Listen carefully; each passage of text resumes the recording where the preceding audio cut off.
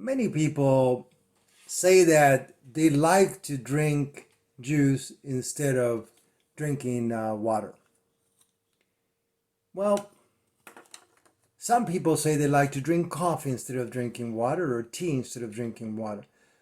First of all, the quotation or the actual benefit to your system is not drinking fluids, is drinking water.